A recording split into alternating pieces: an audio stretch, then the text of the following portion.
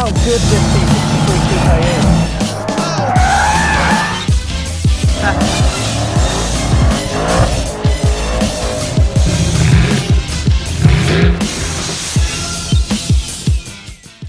So guys, welcome back to Remove Before Race, and this is a very different scenario for me, but we've started something completely different today called Coffee Before Race, as you can see, and it's done in celebration of us getting over 50,000 subscribers, so thank you so much to our loyal subscribers, but we just want to move the game forward a little bit and bring you more into the automotive world that we get to experience, and the best part of what we experience are the people that we meet. So Coffee Before Race is about bringing you closer to those people. And it could be people like avid car collectors, customers who have just normal cars but have a great story, engineers, designers, anyone from the automotive world, living legends even. Bring them as a guest and also bring a car of theirs that's special to them as the second guest. And today we've got the latter. We've got a living legend with us. He's also a great friend of mine, and I'm honored for him to have the first episode with us. And it is AMG's prime engine builder, Michael Kubler, better known as F1Mike. Mike, thank you. Thank you so much for joining me on the first episode. Welcome. It's an absolute honor. It's my pleasure. We are doing this. One part of Coffee Before Race is that the entire studio is set up in a place that's important to you, our guest. Now, you guys might not recognize this place, but the people on the AMG road trip know it very well. Although it looks like a very secluded little house or a massive mansion in a lovely wooded area, it's absolutely not. We're actually in the heart of AMG of Halterbach, and I'll show you where we actually are. So it's an amazing, surreal little place that we come to stay during the road trip. But this place is very special to Mike, this entire compound, because this is where the passion begins for you, doesn't it? Yeah, so, definitely. Your history with Daimler as a whole began many, many years ago, didn't it? Started with my grandfather who worked for Daimler. Yeah. He was in the engine production. My grandfather also worked in the engine production at Daimler. Wow. And my dad did a different thing at Daimler, but worked also 45 years there and was cooking there. He was cooking, wasn't he? Yeah. So I didn't realize it was from your great-grandfather, so you've been engine building for like, well, 3 generations at least, and you're the 4th. Yeah. That's amazing. Yeah. So what was your great-grandfather building for Daimler at the time? He was building the truck engines at this time. Yeah. And after that, he became the chief of the engine production. No way. And the engine production was based in Stuttgart, Hallschlag at this time. Right. Not in Untertürkheim. Yeah. In Stuttgart, Hallschlag. So the factory did it move from that point on? Or? It was moved. Okay. Yeah. So it's literally, it's like within your blood. Yeah. AMG engine building, or Daimler engine building rather. Yeah. So when did you start at AMG then? How does that work? I started at Daimler the end of the 90s. Right. Did my education there. Yeah. And everything, and then I was at the diesel production. Okay. Engine production. Yeah. Diesel. Moved from the diesel production to the V8 and V6 engine production to Bad Cannstatt. So that was for V8 and V6 for Mercedes-Benz engine production. So back then they were actually building engines by hand as well for Mercedes, or was it more overseeing the engine line? More line, okay. More production line. Okay, yeah, got you. Yeah. Okay. Not the one man, one engine thing like we did here, or do here at AMG. After that, it was always a dream to work for AMG. Yeah. I really come nearly every weekend here. At that time, you used to visit all the time. Okay. At this time. So this is how special this place is. Seeing the cars, especially the safety cars, was the SLK 55 at this time. Right. Okay. Yeah, and said to myself, I want to work here. Yeah. So it was a goal. So that was your goal, really, like? That was my goal, definitely. This job is not a stepping stone for you to get somewhere else. It is literally, you are where you want to be right now. Yes. So what year was that? That was what sort of 06, early 2000. Early 2000. Yeah. Oh, okay. And then 2008. That was when you actually first joined. Yeah. So what was the first job given to you at AMG? I was building mainly the V12 engines, 65 engines. Straight away, 65 engines. Some other projects, M113 compressor engines, and things like this. Was that your first engine then, the V12? Or? The first was the M113 compressor, and then directly 2 or 3 days later, V12, 65. V12 straight away. Yeah. Oh my God! So, I mean, you build them sometimes even to this day, don't you? The V12s, you're trusted with that, alongside maybe a couple of other colleagues. Yes. So you've been doing that since then to now. That's why you're kind of the V12 expert. And you also do the Pagani engines as well. What's that like? Because that's a whole different market, isn't it? That's a completely different thing. How's that whole experience? Because you not only get to interact with the engines and the whole different scenario of Pagani, but the customer base is totally different as well, isn't it? It's quite a loyal one. Over the social media thing and Instagram, when I started, I saw a lot of Pagani customers. Yeah. And you can see they are multimillionaires, billionaires. Yeah. But at the end of the day, you can see they are really cool people. Very passionate and down to earth. Down to earth, exactly. It's like a dream. It's a dream because they really respect you. You look at all the social media posts to do with Pagani and you're almost always mentioned. It must be amazing for you to have that connection. Yeah. But talking about connection, of course, you are the best known person on social media for AMG. You've built this massive community, I guess. Really, it was started by you. So how was that for you? Did it just blow up overnight, or? The starting point was, as an engine builder, you want to see your engine badge. Yeah. That's the thing. You want to see... You wanted to share that with the world. A customer who has your engine. Yeah. And that's a thing that makes you proud. So I started Instagram with posting pictures of AMG marketing stuff and things like this. And then the first engine popped up from the US. What, a customer messaged you saying? Yes, saying, are you Mike Kubler? Yeah. Yes. The Mike Kubler? Yeah. I said, yes. Yeah. He said, oh, crazy, I have an engine from you. And he said, oh. And back then, we didn't have DMs either. Yeah. So it was in the comments he had to message you and say, hey, are you... It's a public conversation you're having, literally, isn't it? Yeah. So you started getting customers recognize you, etc. Yeah. Did you have like a massive growth spurt on Instagram at any point, or has it always just been gradual? It's after the Daimler blog, Daimler did a blog with my history from my dad, granddad, and the working history at Daimler from my family, and my Instagram was around about 50,000. Yeah. Followers I had, and they made a Daimler blog that was shared on Daimler.com. Yeah. And after that, it was growing like 50,000 in half in a year. Wow. So I was at 100,000, and after that, it's constantly growing. So it means a lot to you as well, this community, doesn't it? I mean, we met because of it, and all of our friends of people from all around the world. We always discuss this, how any country we go to, we will meet people. Yeah. So that must mean a lot to you as well, absolutely. Not just an employee, but now you've got a whole family around you, haven't you, really? Yeah. So, what's your most memorable moment at AMG that you would, like your happiest day? Well, I have to say, every day is a happy day for me. Yeah? Yeah, because when you realize you can take the opportunity to have your dream job, so every day makes you happy. That's amazing. I like that. Yeah. Any particular job you had that was like your favorite to do? I really like, because I'm a racing guy, and that's my what my name come from Instagram, F1Mike. F1Mike, yeah. I really like the Formula 1 and racing in general.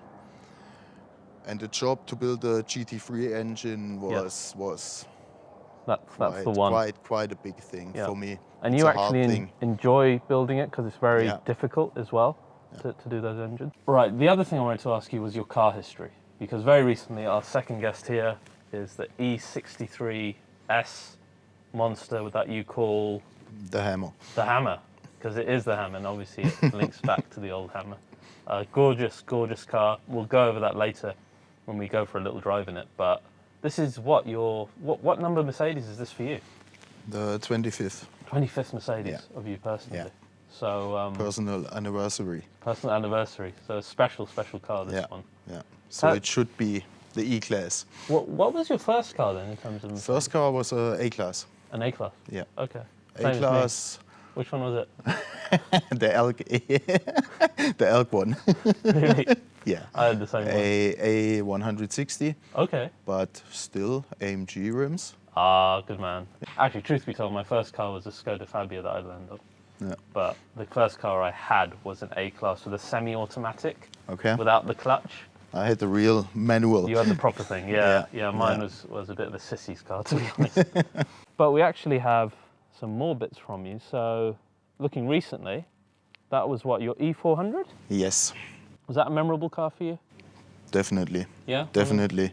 It was the last from 8 V12 cars I had. Yeah. I had an SLK 55. So that was your first AMG? That was my first AMG, and I had, was the first AMG. Wait a second, that was my first AMG as well. Yeah. Great minds think alike. Yeah.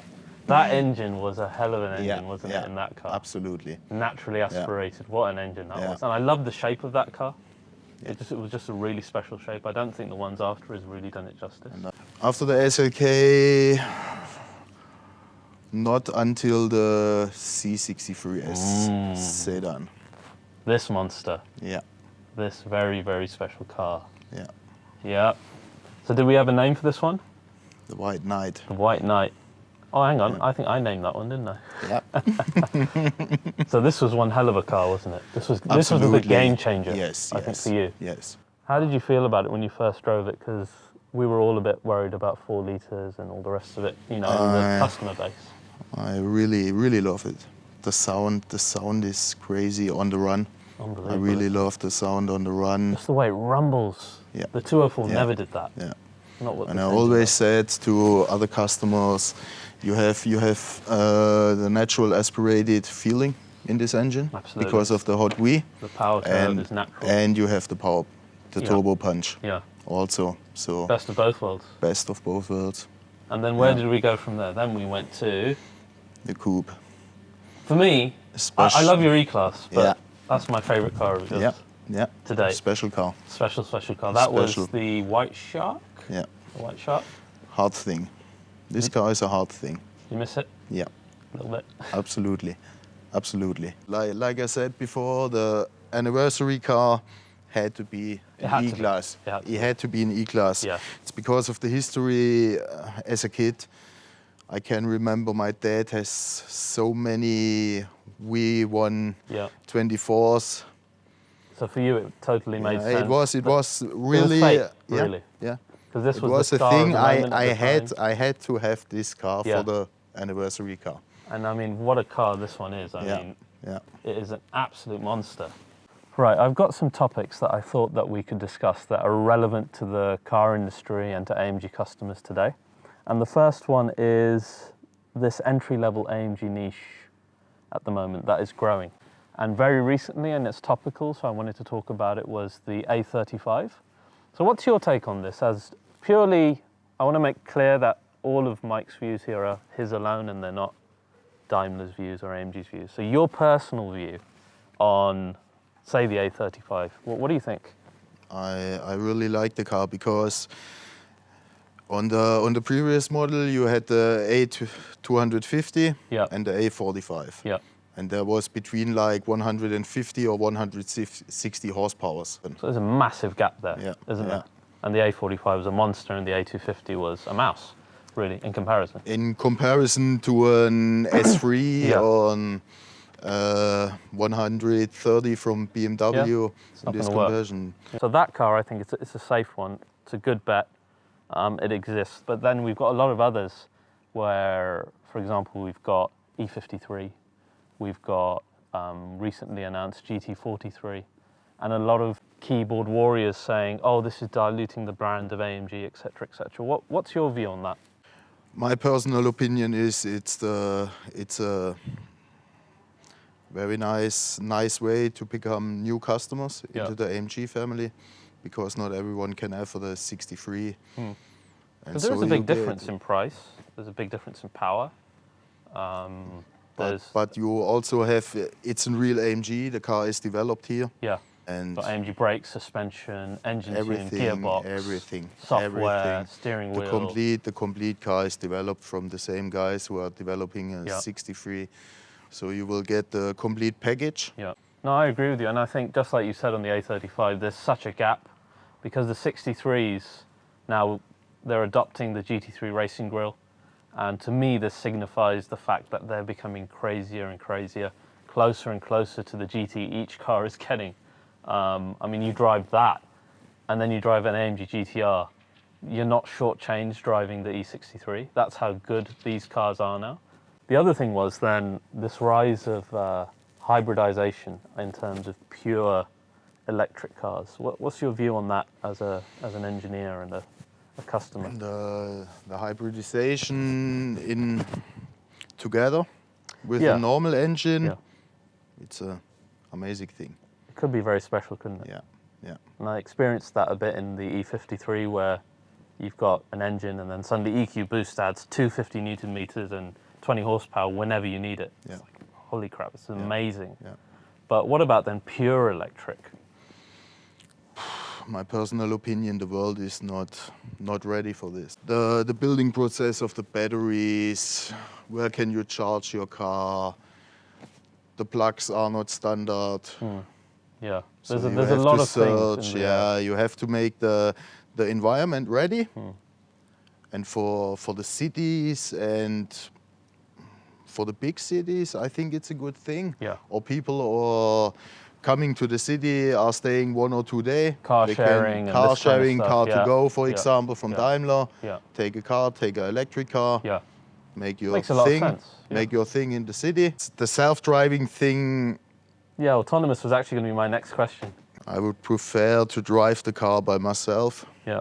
Than be driven. Yeah. Yeah, I'm on the same page with you on that. Yeah. We'll see what our other guests say in the future. Right, I think now we should spend time with our other guest, the Hammer. Of course. Go out for a little drive, and I've got some rapid fire questions for you as well. Cool? Yeah. All right, let's get going.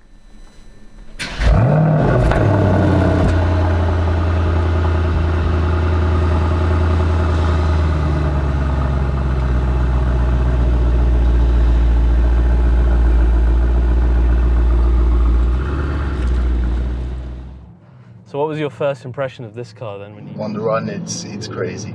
Over 600 horsepower, 4MATIC Plus system, completely different breed to the C63S. I really struggle with that whole idea because I love the C63 so much. But then this is so good. I mean, look at that. Oh my God.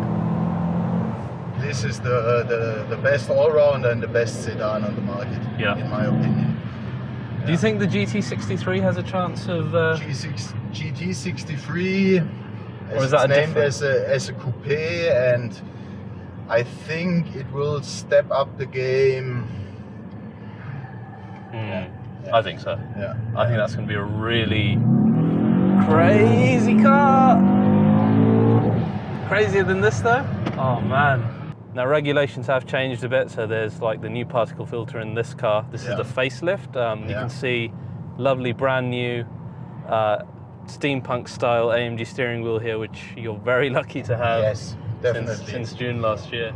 But of course now we've got the particle filter, so a lot of brands are worried about the noise reduction. To me it sounds exactly the same as my car did. Yeah. I don't know how the sound engineers do this. Of course AMG have their own sound team. It sounds amazing, doesn't it? They did an amazing job. Right, so I've got one question I can ask all of our guests about a dream garage, and it consists of 5 types of car. So I'll name a type of car, and you have to tell me which one is your dream of that type, okay? Yeah. So dream hot hatch. I know the answer already now. A45. Yeah, I knew that. That was the same for me. Yeah. No surprise there. So. And then sports sedan. GT63S. Yeah, dream. Yeah, I agree. Fast SUV. Right now the GLC 63S. Yes. Which type? As a coupe. Yes. All right. Supercar. AMG GTR. GTR. Yeah. Cool. And finally, hypercar. Money is no object. AMG 1. Oh, you've changed now. Yeah. Didn't you say a Huayra last time, maybe BC? The one has gotten under your skin, hasn't it? Yeah. Yeah? Yeah. F1 technology on the road. Yes. All right, awesome. That's Mike's dream garage right there. I quite like it. I think I'd be very happy with that garage myself. No surprises there. Right, okay. Now I've got some quick fire questions. So, what was the car that you wanted as a kid? 500e. 500e? Okay, most disappointing car that you've driven? Older BMW M3. Yeah. Before this version, before the F80, the V8? Yeah. Okay. Yeah. He was claiming the best car ever and things like this. I drove it. Car was not bad, but... Not to the level that he'd hyped up to. No. All right. How about a car that you wish you'd bought? Regret. E60 AMG. E60. E60, the original Hammer. Okay. A car you wish you hadn't sold? Any regrets? E63S Coupe. You're missing that car, aren't you? I can see one coming again in your future now. Maybe with a Panamericana grille, huh? Yeah. And my final question, which is the most important, and we're going to end the interview on it. If you could only own one car for the rest of time, what would it be? It's a tough one. I think GT63S would be the car. I would probably agree with, or maybe for me personally, maybe C63S. I don't know. It's a hard one. We haven't driven the GT63, so we can only imagine what it might be but like. I can feel what this car is doing, so I can imagine what the GT63S can do.